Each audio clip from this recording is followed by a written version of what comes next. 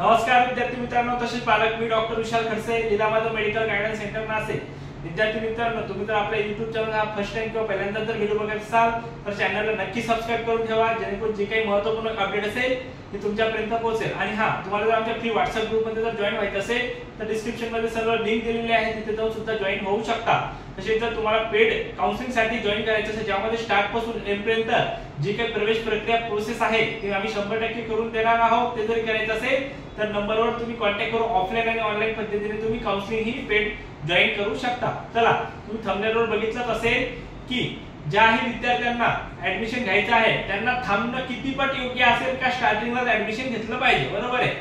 आज सुरुवातीला काय आहे, बरेच विद्यार्थी मॅक्सिमम असं वाटतं की स्पॉट राऊंडला ऍडमिशन घेऊ, बरोबर आहे।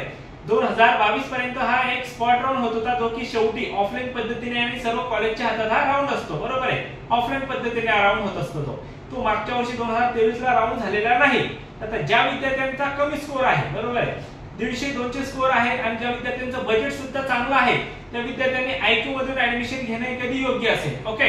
किंवा अदर स्टेट एक त्यांना पर्याय आहे, अदर स्टेट मध्ये जर ऍडमिशन घ्यायचं असेल कमीत कमी पॅकेज मध्ये, आणि सुद्धा तुम्ही कमीत कमी पॅकेज मध्ये hostel mess all include admission हे तुमचं करून देतो, ओके।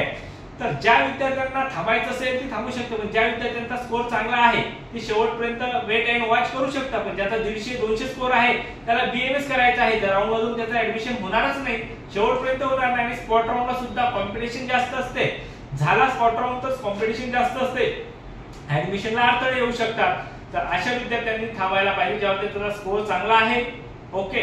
ज्या विद्यार्थ्याचं बजेट नाही त्या विद्यार्थी राऊंड मधून सिक्वेन्सवर तुम्हाला ऍडमिशन मिळेल। आता ज्या विद्यार्थ्याचा स्कोर चांगला आहे, जो विद्यार्थी मेरिट मध्ये बसेल, त्या विद्यार्थ्याचा राऊंड मधून ऍडमिशन होईलच होईल, बरोबर आहे। ज्या विद्यार्थी हा मेरिट मध्ये बसत नाही, 204 स्कोर आहे मिनिमम, त्यांना आयक्यू मधून जे काही मॅनेजमेंट म्हणतो आपण, जे काही आयक्यू इन्स्टिट्यूट कोटा म्हणतो, जे की ज्या विद्यार्थ्यांना कॉलेजशी बोलून ऍडमिशन करायचं असेल ते तुम्ही स्टार्टला 1-2 राऊंड मध्येच मॅक्सिमम 1 राऊंड पर्यंत बघा कितीपर्यंत काय राऊंड कट ऑफ जातो काय, त्यानंतर सेकंड राऊंड पर्यंत तुम्ही डिसिजन घेऊ शकता। कोणते विद्यार्थी, ज्या विद्यार्थ्यांना कमी स्कोर आहे त्यांना पुढे जाऊन ऍडमिशन न मिळण्याचे चान्सेस आहेत, कमी स्कोर वाल्यांचे, एक तर त्यांना पर्याय हा अदर स्टेट असतो, बरोबर आहे। तर हे ज्या विद्यार्थ्यांना थांबायचं असेल ते थांबू शकतात, ज्या विद्यार्थ्यांना निर्णय घ्यायचा असेल त्या विद्यार्थ्यांनी लवकर निर्णय घेऊन त्यांचं ऍडमिशन कुठेतरी बुक करून कॉलेजशी बोलून हे कन्फर्म करून घ्यावे, ओके।